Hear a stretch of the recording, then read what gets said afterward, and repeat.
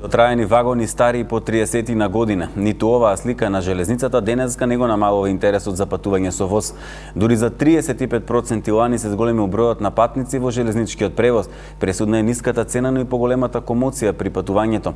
Иако ни јавуваат инвестиции во железничкиот сообраќај, од Македонски железници сега велат дека вложувањето во нови вагони најмногу ќе зависи од тоа како ќе се развива финансиската криза.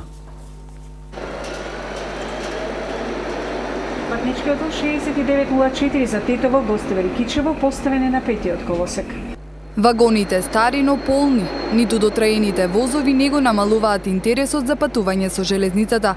Според статистичките податоци, бројот на патници во железничкиот сообраќај лани се зголемил за дури 35%. Пресудна е ниската цена на билетот, но и поголемата комоција при патувањето. Сепак патниците и понатаму забележуваат на нехигиената во возовите. Зошто се одлучувате да патувате со воз, а не со автобус? Па затоа што е поевтино и по-комодно е внатре да седење, не е толку досадно. Во автобусот на едно место седиш, вака можеш да станеш малку, да испанеш на прозор. Нема никаква хигиена, нема никакви услови. Запустено е кото... Ние сме пензионери, земаме малку плата и затоа.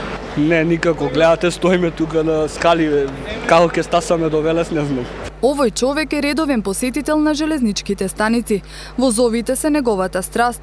Постојано патува и ги проучува. Па хоби ми е железница уопште. А нарочно овој кој е веќе езотерија просто кај нас. И кој е стално полн, нарочно петок со студенти обично највише се тоа. Она што ја прави железницата конкурентна се ниските цени.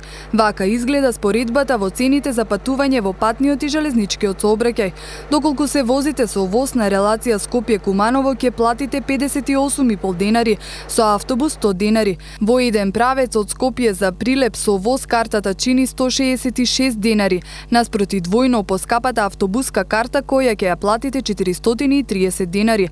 Иако од Македонски железници велат дека наплатата е подобрена, се уште нема најави за драстични промени во насока на подобрување на железничкиот превоз. Македонските возови се стари по 30 на години. Сепак поради ниската цена граѓаните и понатаму одлучуваат да патуваат со нив. Од Македонски железници, иако најавуваа инвестиции, поради финансиската криза сега најверојатно ќе ги одложат.